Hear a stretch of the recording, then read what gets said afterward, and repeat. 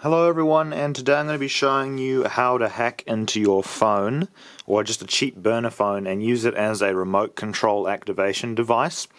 So first thing you're going to want to do is go ahead and take the back cover and the secondary piece off.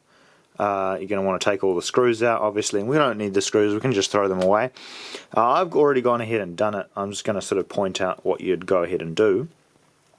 So there's going to be two terminals around the top or somewhere on the circuit board which are going to be connected to a little cylinder, and that's going to be the vibrator, which makes your little phone go vrrr, you know, when you get a message or a call or anything.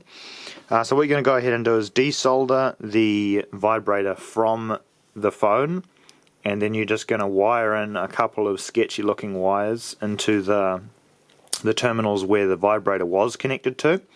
And another point of contact that you can do is the speakers. So you can take an output from these speakers here, and you would go ahead and just take the speakers out and then solder a couple of wires onto where the speaker terminals used to be. After you've done that, you can go ahead and you've got two outputs now. So what you would probably normally do is, first of all, you're going to want to stick this thing back on and have the wires come out of the back of the phone or somewhere else in the phone. You can make a hole, or you can do whatever you want really, and then just go ahead, stick this back on. You would then put the battery back in, and you are going to have to insert a SIM card, I do believe, just so that you can actually call it. So you would insert a SIM card into the SIM card slot, put the battery back in, and now you've got two outputs.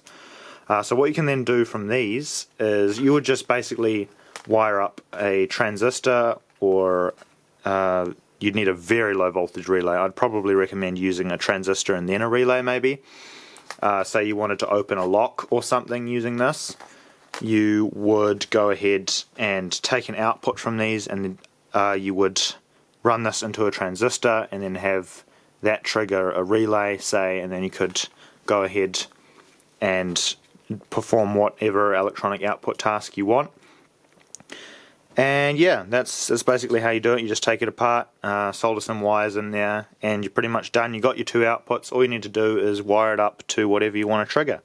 And then to activate it, you obviously just get another phone and you call this phone. So you'd need the number of the SIM card that you've got in here, and it will activate whatever you want it to activate.